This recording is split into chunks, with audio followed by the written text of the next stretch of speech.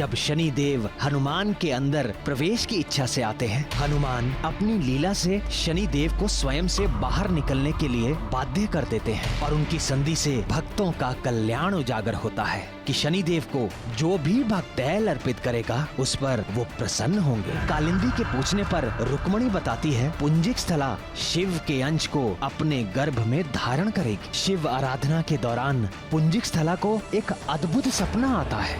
आइए अब मैं सुनाता हूँ महाबली हनुमान की अलौकिक कथा। ये कैसा सपना था नाथ? क्या वो शिशु हनुमान थे? किंतु मुरली मनोहर वर की अप्सरा वानर को कैसे जन्म दे सकती है? उसका नाम तो पुंजिक स्थला था स्वामी, परंतु स्वप्न वाली स्त्री को तो अंजना पुकारा जा रहा था। पुंजिक स्थला स्वप्न में अपना भविष्य देख रही थी। उसे पवन पुत्र हनुमान की माता बनने के लिए अंजना नामक वानरी के रूप में जन्म लेना पड़ा, एक श्राप के कारण। किंतु पुंजिक स्थला तो भगवान भोलेनाथ की अनन्य भक्त थी, वो श्राप की भागी कैसे हो गई?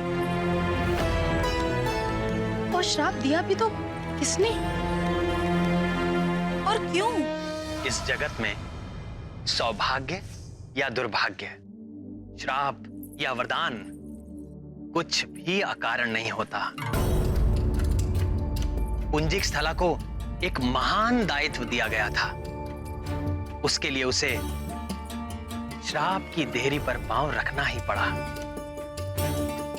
पुंजिक स्थला की जैसी श्रद्धा भगवान भोलेनाथ में थी, वैसी ही देवगुरु बृहस्पति में भी सदा ही उनकी सेवा सत्कार में लगी रहती। एक बार गुरु को प्रसन्न करने के लिए उसने एक रुद्राक्ष माला बनाई। गुरुदेव, ये भेंट स्वीकार कीजिए। ये कैसी अनुपम माला है पुंजिक स्थला? पुत्रवती भव।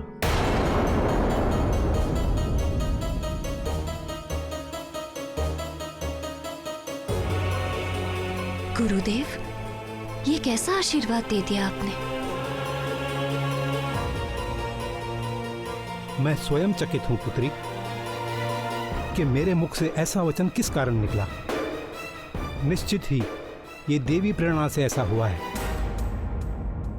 किंतु गुरुदेव, मैं तो अप्सरा हूं और अप्सराएं कभी मां नहीं बनती। ये मैं नहीं जानता कि मेरे मुख से ये आशीर्वाद क्यों निकला, किंतु ये असंभव ही नहीं है। तुम भी भगवान शंकर, जगत जननी माता पार्वती के आशीर्वाद से एक पुत्र की माता बनोगी। तुम्हारा पुत्र परम ज्ञानी, महाबली, सर्वगुण संपन्न, अजय और अभय होगा। तीनों लोकों में उसके यश और कीर्ति की गाथा गाई जाएगी। इस रुद्राक्ष माला की यात्रा अभी आरंभ हुई है। कुछ दिन बीत गए। पुंजिक स्थला स्वर्ग के अपने जीवन में इस घटना को भूलने सी लगी थी। फिर एक दिन पुंजिक स्थला अपनी सखियों के साथ गगन विहार करते हुए पृथ्वी की ओर जा निकली।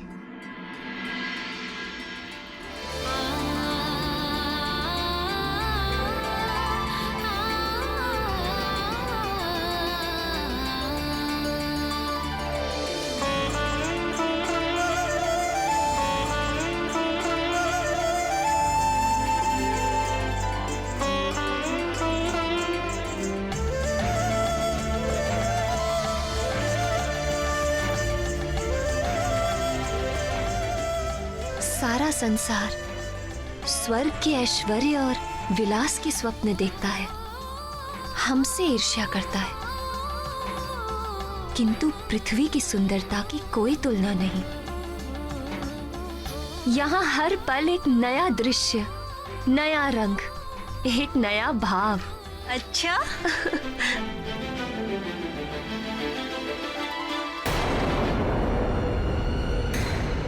अरे ये क्या हुआ? ये यान क्यों रुक गया?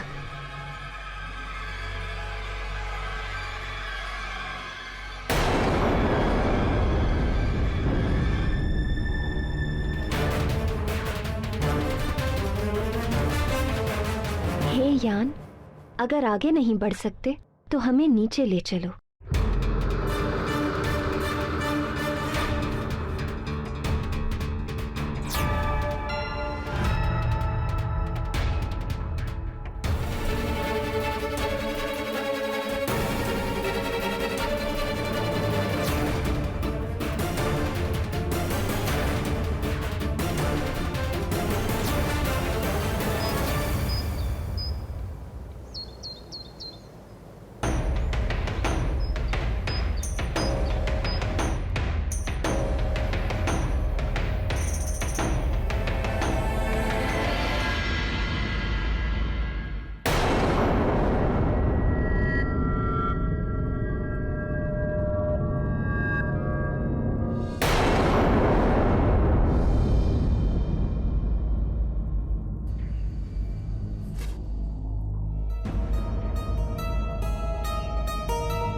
कहाँ जा रही हो?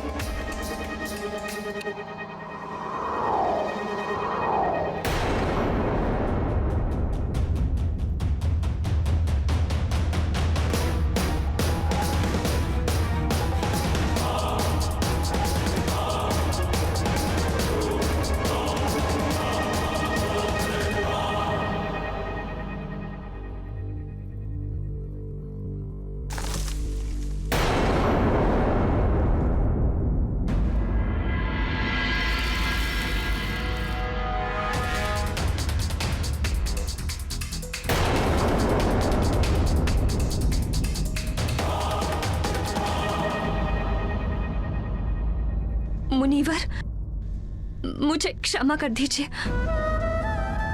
मैं वो वानर आकृति देखकर, मुनीवर, मैंने आपकी तपस्या भंग की है। मुझे नहीं पता था कि भीतर आप हैं। मिट्टी की वाम्बी में मुझे वानर आकृति दिख रही थी तो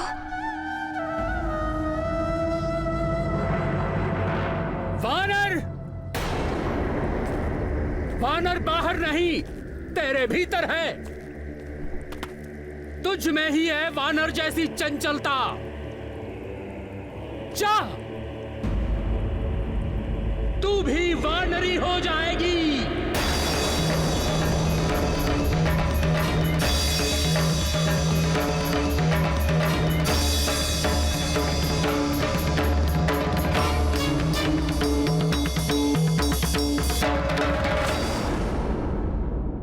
किंतु प्रभु, पुंजिकस्थला तो बहुत ही शांत स्वभाव की अप्सरा थी। उसके मन में इतनी चंचलता कैसे उत्पन्न हो गई? चंचलता आई नहीं, पुंजिकस्थला के मन को चंचल कर दिया गया। किसने कर दिया प्रभु? मेरी योग माया, जिसे लोग महामाया या पराशक्ति भी कहते हैं। किंतु योग माया ने ऐसा क्यों किया प्राणनाथ? जब जब संसार में मेरे हस्तक्षेप की आवश्यकता होती है, तब तब योग माया मनुष्यों के मन को विचलित कर देती है।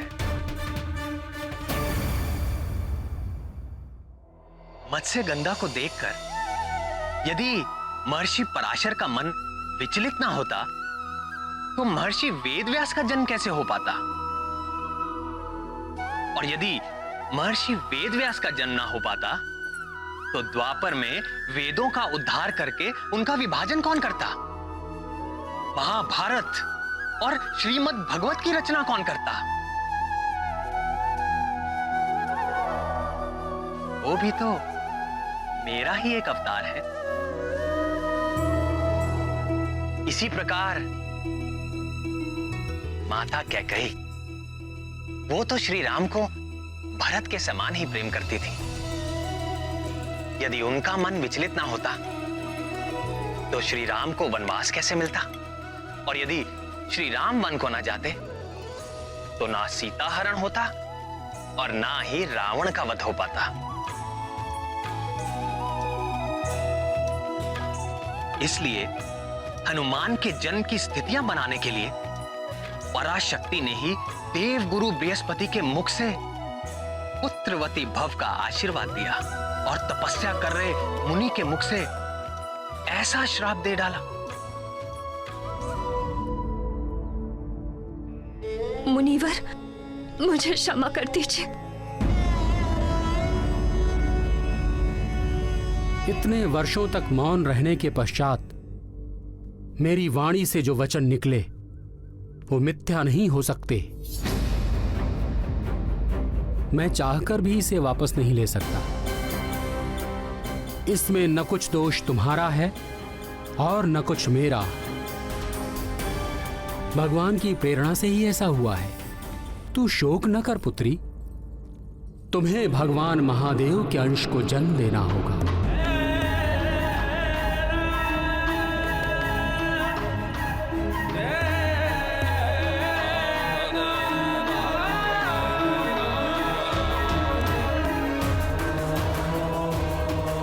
उसके कुछ काल पश्चात तुम्हें अपना अप्सरा रूप पुनः प्राप्त हो जाएगा और तुम स्वर्ग को लौट सकोगी।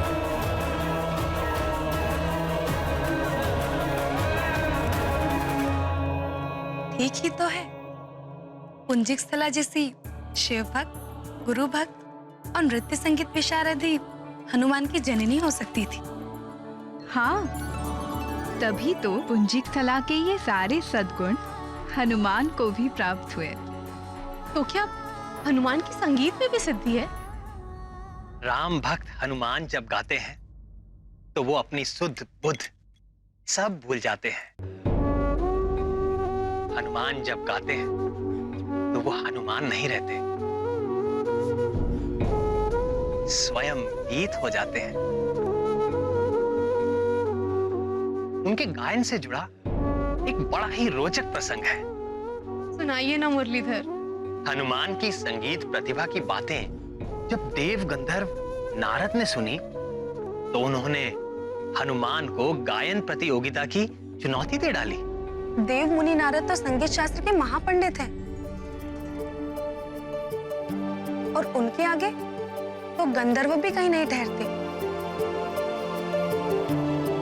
तो फिर क्या हुआ स्वामी? कौन जीता? धीरज रखो प्रियतमा, सब बताता हूँ। नारायण नारायण। और जब मैंने गायन आरंभ किया तो मेनका, रंभा और उर्वशी स्वयं को रोक ना सकी। सारी अप्सराएं एक साथ महादेव, क्या दृश्य था। पूरा इंद्रलोक तेरे संगीत से झूम उठा था। आप भी वहां होते तो बड़ा आनंद आता।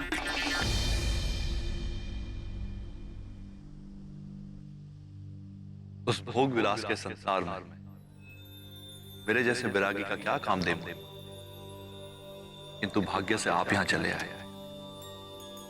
आज आप कैलाश को अपने सुर में रंग दें तो कैसा रहे?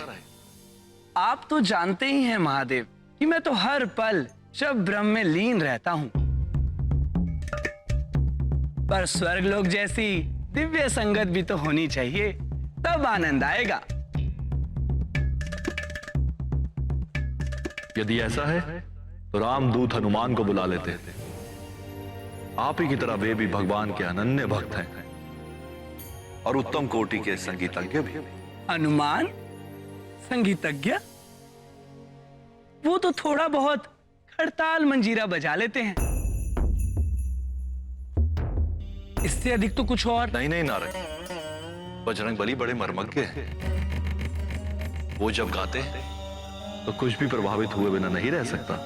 क्या आप उन्हें इतना ही बड़ा गायक मानते हैं कि वो मेरे साथ संगत कर सके? तो बुला लीजिए उन्हें। आज कैलाश में मेरी और उनकी प्रतियोगिता हो ही जाए। अवश्य देवर्षि। भुजंग भूषण भगवान शशि शेखर और जगत जननी माता भवानी के चरणों में राम भक्त हनुमान का प्रणाम। सदा रहो रघुपति के दासा।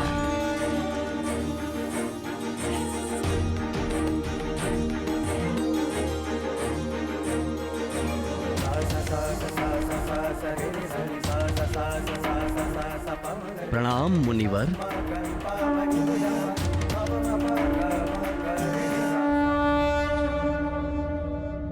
प्रिय आंजनेय, आज कैलाश आपके संगीत को सुनना चाहता है, आपके गीतों को गुनना चाहता है।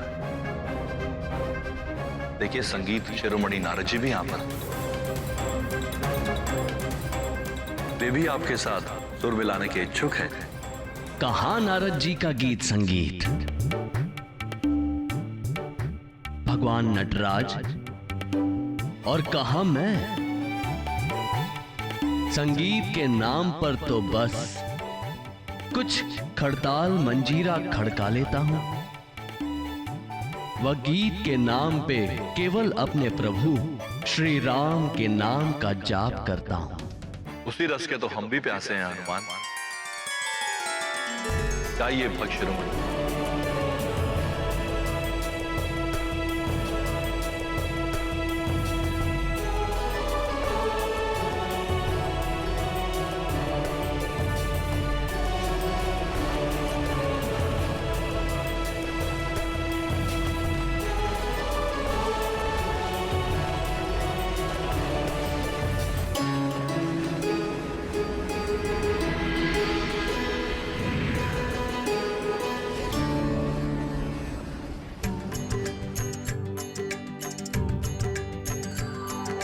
राम राम जय राजा राम, राम राम जय सीता राम।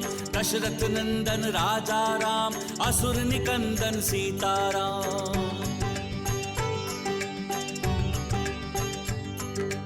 राम राम जय राजा राम, रघुपति राघव राजा राम। राम राम जय राजा राम, राम राम जय सीता राम। राम राम जय राजा राम, राम राम जय सीता राम। दशरथ नंदन राजा राम, असुर निकंदन सीता राम।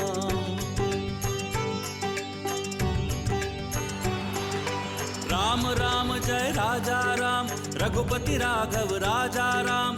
राम राम जय राजा राम, राम राम जय सीता राम।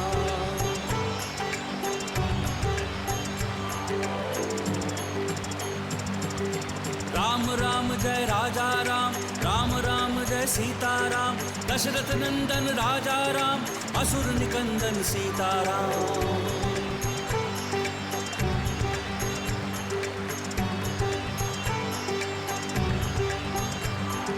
राम राम जय राजा राम, रघुपति राघव राजा राम। राम राम जय राजा राम, राम राम जय सीता राम।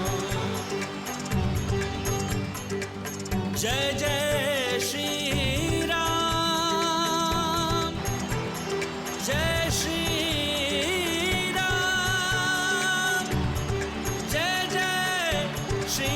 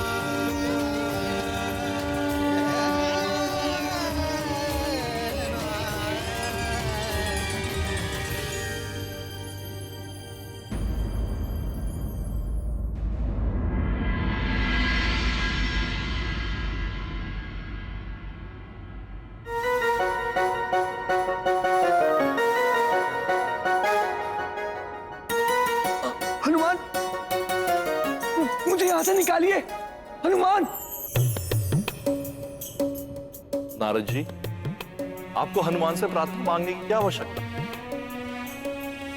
आप तो स्वयं संगीत विशारद हैं। हनुमान के समान आप भी अपने सुरों से इस हिम को पिघला दीजिए। लज्जित हूं महादेव।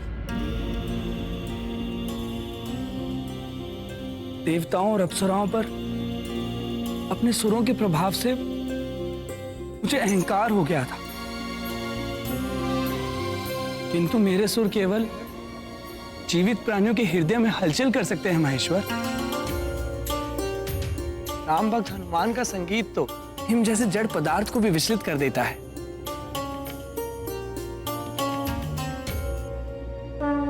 जिसके कान तो क्या हृदय भी नहीं।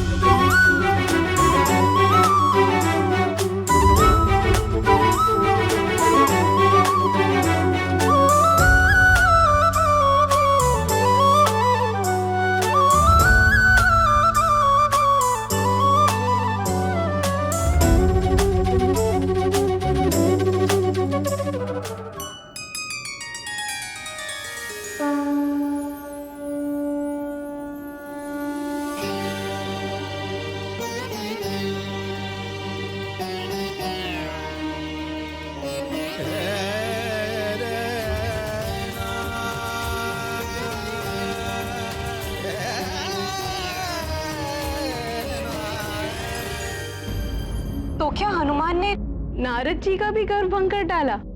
हमारे स्वामी के समान हनुमान जी भी 64 कलाओं के ज्ञाता है। कैसे ना हो, हनुमान जी की माँ अप्सरा पुंजिक स्थला पे तो उच्च कोटि की कलाकार थी। आप प्राणवल्लभ, पुंजिक स्थला का क्या हुआ? ऋषि के श्राप के प्रभाव से पुंजिक स्थला का स्वर्ग से पतन हो गया और उसने धरती पर वानर राज कुंजर की पुत्री अंजना के रूप में जन्म लिया। वानर राज कुंजर के घर में अंजना का यथारीति लालन पालन होने लगा। पूर्व जन्मों के संस्कार से अंजना की भी भगवान शंकर में अनन्य श्रद्धा थी। समय बीतता गया, यौवन के पग धरते ही अंजना का सौंदर्य खिल उठा, किंतु अन्य युवतियों से विपरीत अंजना आभूषण और अलंकार के साथ साथ शस्त्र विद्या में भी रुचि लेने लगी। वानर राज कुंजर ने उसे रोका नहीं, वरन उत्साह वर्धन ही किया।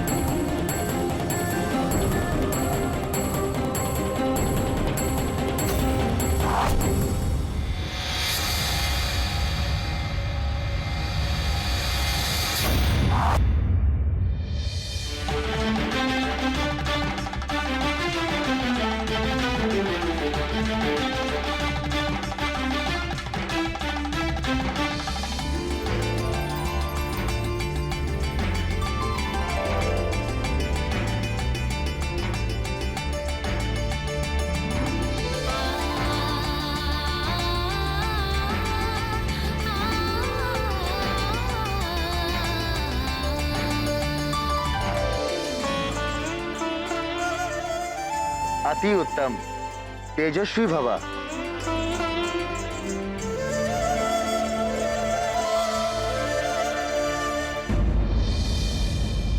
बहुत सोच समझकर पुंजिक स्थला को हनुमान की जननी के लिए चुना गया था, पर अभी भी वो भगवान भोले शंकर के अंश का भार वहन करने में समर्थ नहीं थी। अनेक परीक्षाओं को पार कर अंजना को उस योग्य बनना था। इसी उद्देश्य से उसके जीवन में विचित्र घटनाएं घटने लगी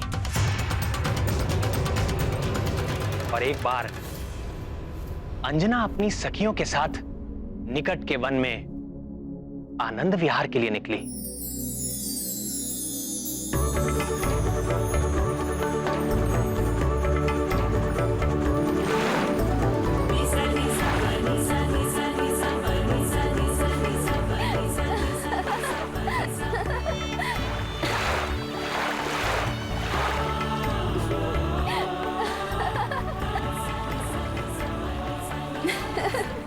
देखो ना अंजना, कितना शीतल जल है, बड़ा आनंद आ रहा है। आओ ना।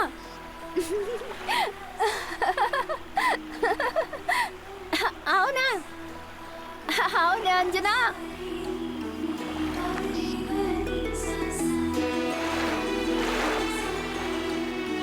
नटखट, क्या कर रही हो? तुम लोग रहो जल में, मुझे तो यहाँ तट पर ही अच्छा लग रहा है।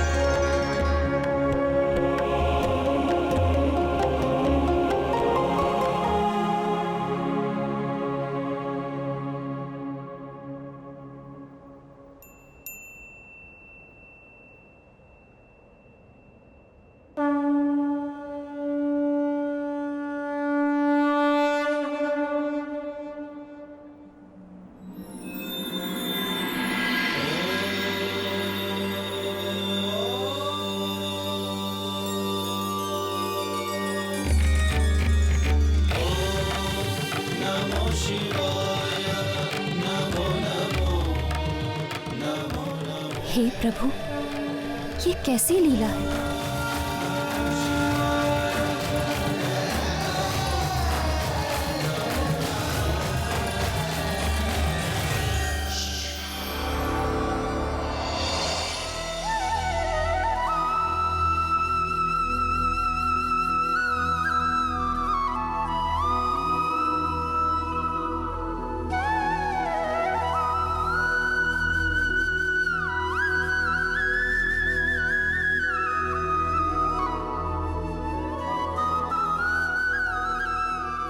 आंखों में सता रहे हैं मुरलीधर।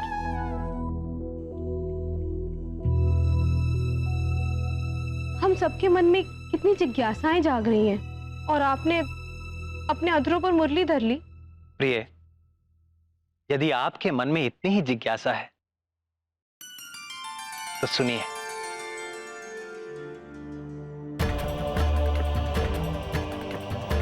महादेव का अंश जन्म से पूर्व ही अंजना का मार्गदर्शन करने लगा था। मनुष्य का प्रारब्ध अर्थात उसके जीवन में होने वाला घटनाक्रम जन्म से पूर्व ही निश्चित हो जाता है और चाहे अनचाहे हर प्राणी अपने भाग्य की ओर खिंचता चला जाता है। अंजना के जीवन का तो केवल एक ही उद्देश्य था, महादेव के अंश महाबली हनुमान का जन्म। ऐसा समझो कि बाल हनुमान की छवि बनकर वो भाग्य ही अंजना को एक विशेष दिशा में खींचे लिए जा रहा था। तो फिर उस वन में और क्या हुआ प्रभु?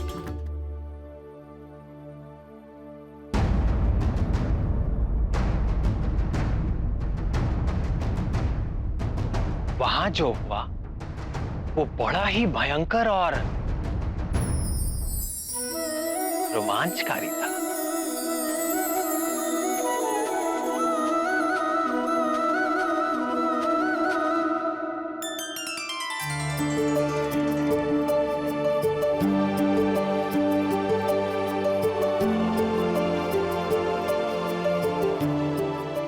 एक बार फिर दिखेगा तो उसके कान पकड़कर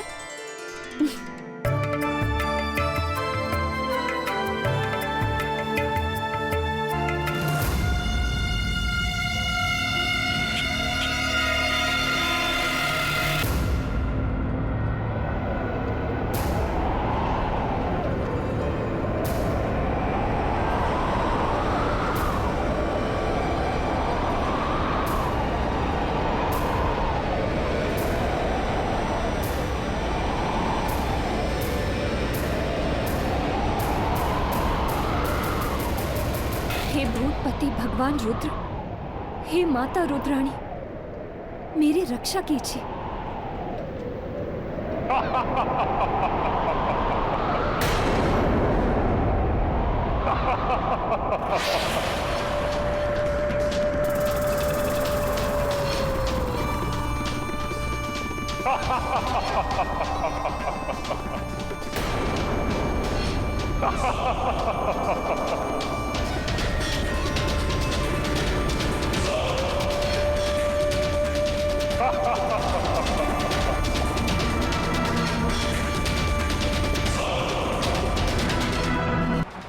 हे रुद्र रक्षा करो, हे वीरभद्र रक्षा करो, रक्षा करो। दम साधन से तुम्हारी रक्षा तो केवल दम साधन ही कर सकता है सुंदरी। डरो मत, मेरी ओर मुझसे विवाह करोगी फिर तुम्हें इस संसार में कभी किसी से कोई भय नहीं रहे, क्योंकि तीनों लोक में मुझसे ज्यादा बलशाली और मुझसे ज्यादा वीर कोई। आओ आओ मेरी पत्नी बन जाओ।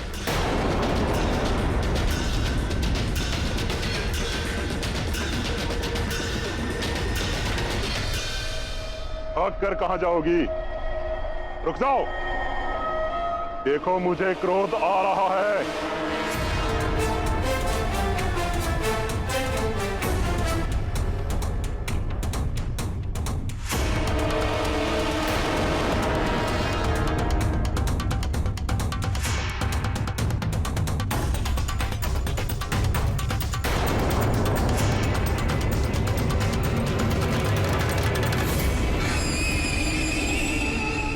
अब बचकर कहां जाएगी?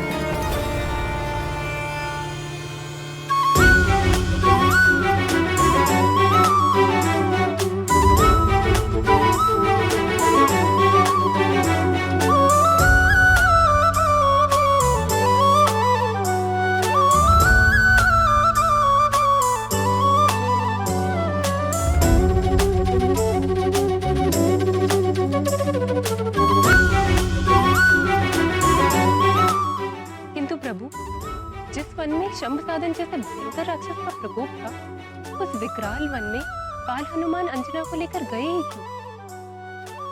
हाँ नाथ, और फिर स्वयं ही माता की रक्षा भी की। इस जगत में कुछ भी अकारण नहीं होता, कुछ तो कारण होगा। ठीक है, यदि आप नहीं बताना चाहते तो ना बताएं, किंतु ये तो बताएं कि फिर अंजना का क्या हुआ?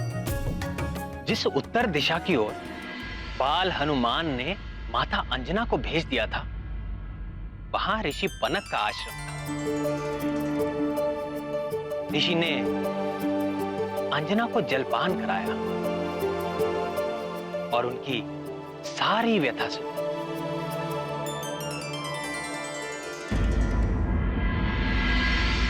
शंभ साधन के उत्पात से यहाँ सभी प्राणी पीड़ित है।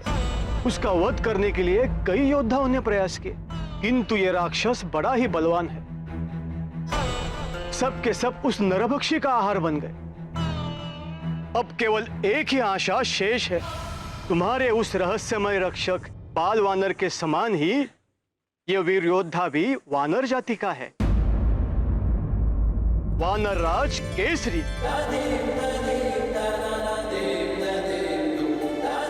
अब उसकी सफलता ही हमारी सुरक्षा है।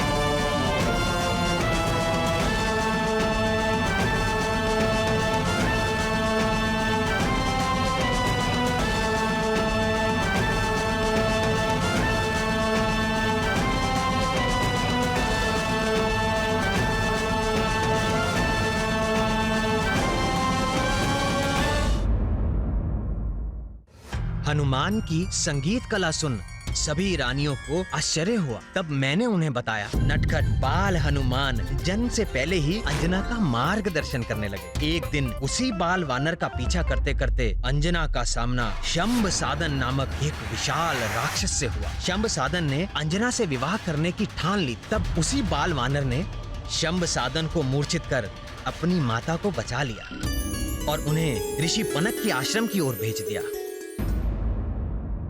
मैं समझ गई ना। क्या समझ गई? यही कि बाल हनुमान के लुक्का छुपी खेलने का क्या कारण था। उनका उद्देश्य अपने होने वाले माता पिता अंजना और केसरी का मिलन कराना था। मैं ठीक कह रही हूँ ना स्वामी? हाँ प्रिय, ये सारी लीला बाल हनुमान के रूप में भगवान शंकर ने ही की थी।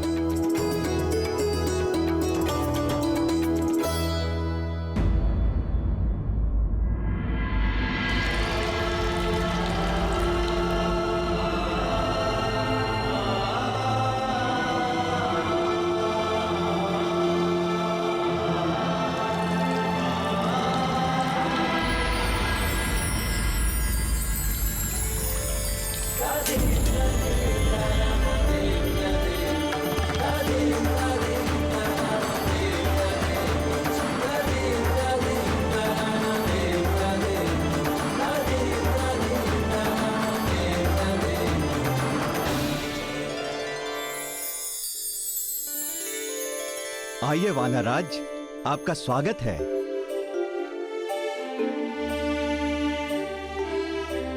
बेटी अंजना,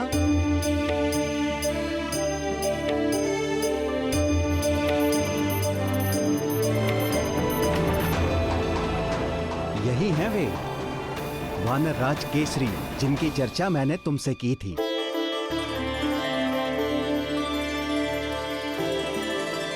वीरवर, ये वानर राज कुंजर की पुत्री देवी अंजना हैं।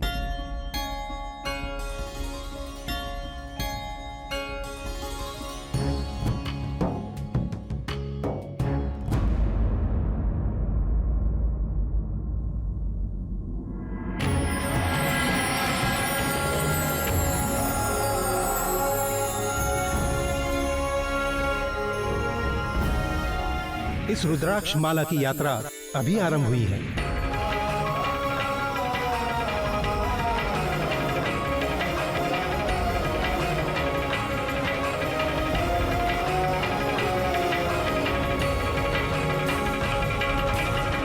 पुंजिक स्थला ने जो माला देवगुरु बृहस्पति को अर्पित की थी, वो केसरी के पास कैसे पहुंच गई? वानर राज केसरी की माता थी वानर सुंदरी ऋक्ष। बृहस्पति के पुत्र गदगद और गदगद के पुत्र केसरी। सर्वज्ञानी बृहस्पति ये जानते थे कि अंजना और केसरी की भेंट अवश्य होगी। केसरी के गले में पड़ी वो रुद्राक्ष की माला अंजना के लिए एक संकेत थी और उसे देखते ही वो समझ गई कि केसरी के प्रति जो आकर्षण उसके मन में जागा है उसे स्वयं गुरु बृहस्पति का आशीर्वाद प्राप्त है। वीर केसरी, हमारे इस यज्ञ में निरंतर कुछ न कुछ विघ्न आता रहा है। आज आपने यज्ञ को निर्विघ्न संपन्न कराने का प्रण लिया है। हम आभारी हैं। आप निश्चिंत होकर यज्ञ आरंभ कीजिए ऋषिवर। आज किसी भी प्रकार का विघ्न नहीं आएगा।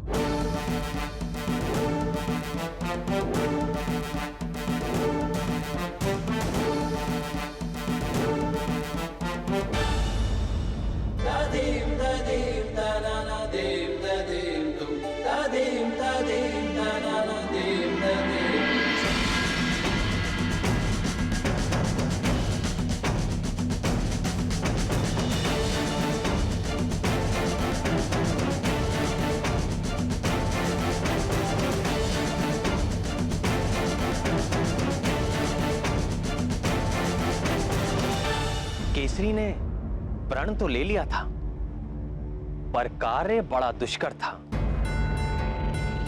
रावण के बढ़ते प्रभाव से अनेक प्रकार के पापी और असुरी शक्तियां बलशाली हो गई थी।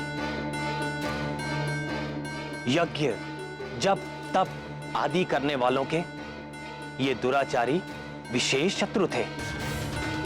शंभ साधन भी ऐसा ही एक मायावी राक्षस था जो सदैव ही मतवाला होकर सबको सताता रहता था, क्योंकि उसे किसी भी शस्त्र से ना मारे जाने का वरदान प्राप्त था। इसी कारण से उसे मारना बहुत कठिन हो गया था।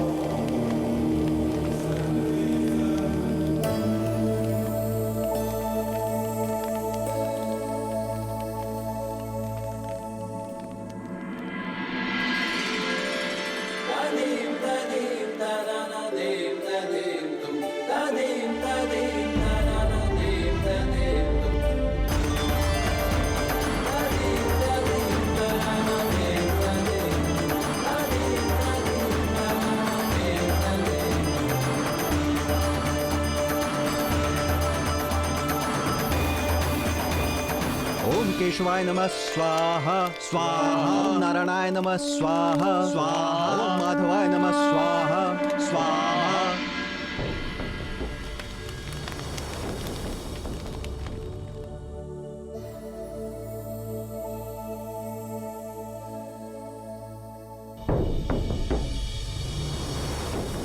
हे गौरी शंकर, केसरी के जीवन की रक्षा करना।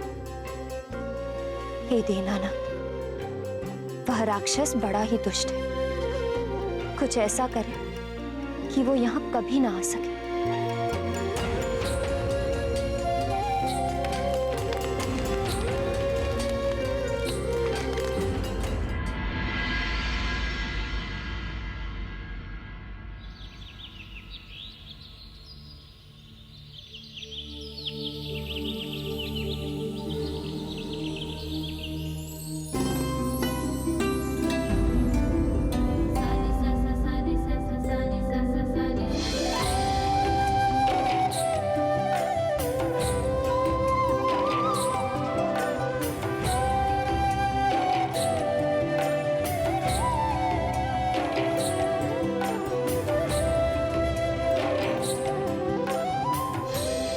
ईश्वर, मुझे वो शक्ति देना कि मैं रण में सभ्य सदन से जीत सकूं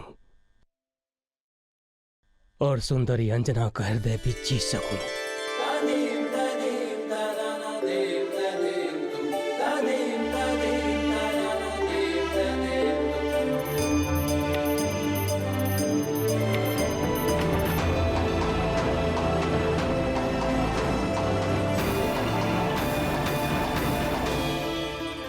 धन्यवाद देवी अंजना।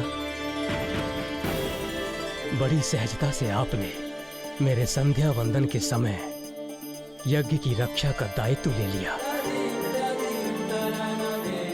आपकी सुंदरता के समान आपका साहस भी अतुलनीय है।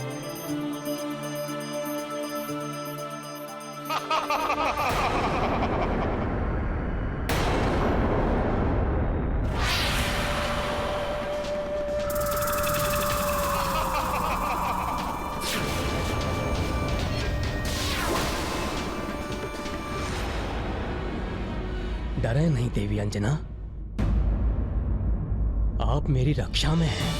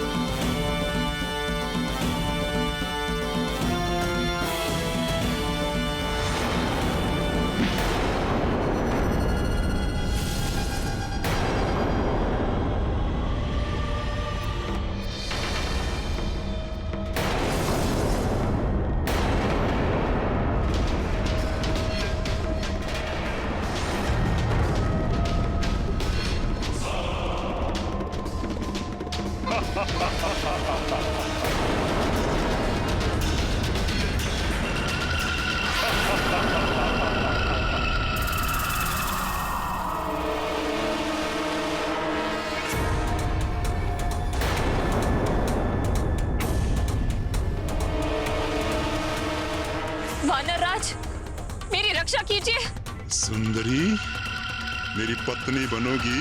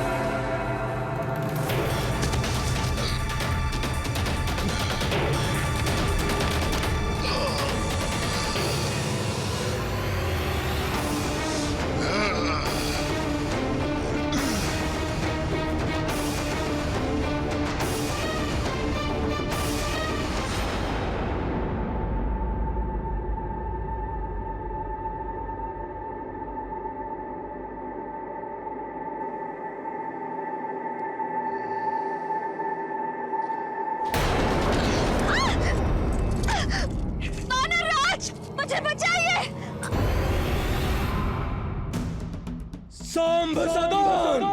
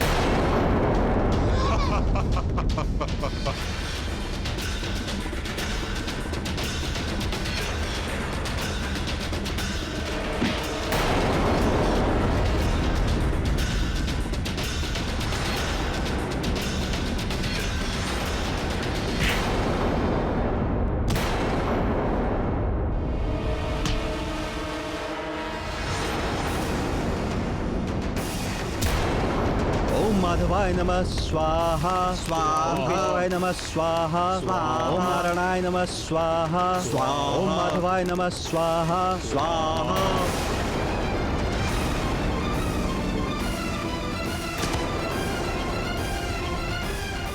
हे महादेव, हे उमाकांत, हे आशुतोष, रक्षा कर, रक्षा कर, रक्षा कर, रक्षा कर।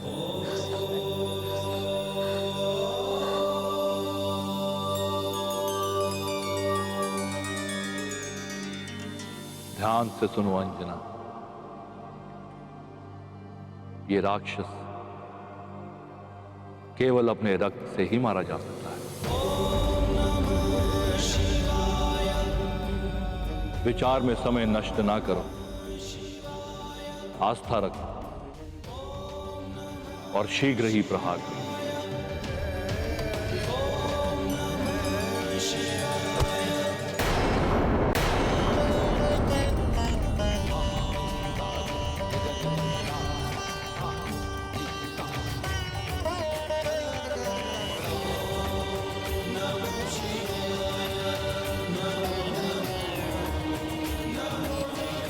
वानरराज, यह राक्षस केवल अपने ही रक्त से मर सकता है। ये गदा लीजिए, इसमें जो रक्त है ये इसी का है। मारिए, वध भर दीजिए इसका।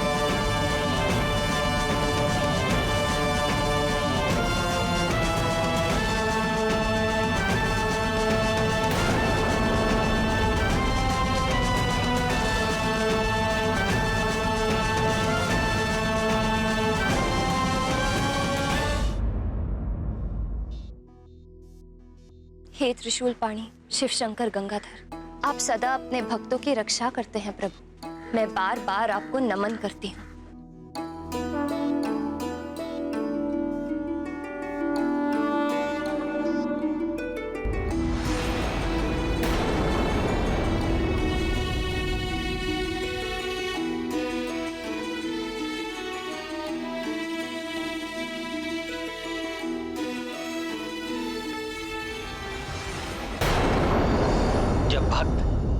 प्रेम से अपने इष्ट देव को पुकारता है तो उनको सुनना ही पड़ता है। और यदि इष्ट देव स्वयं भगवान भोलेनाथ हो तो कहना ही क्या।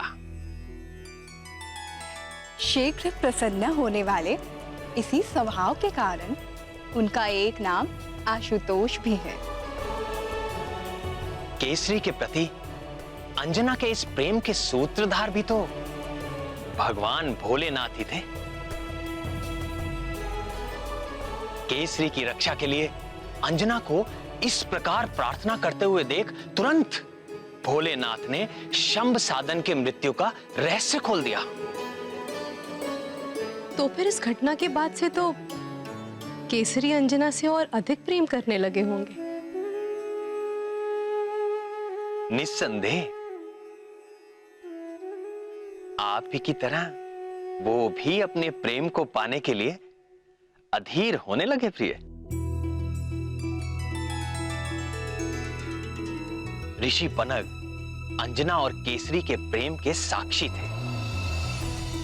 उन्होंने अंजना के पिता वानर राज कुंजर के आगे उनके विवाह का प्रस्ताव रखा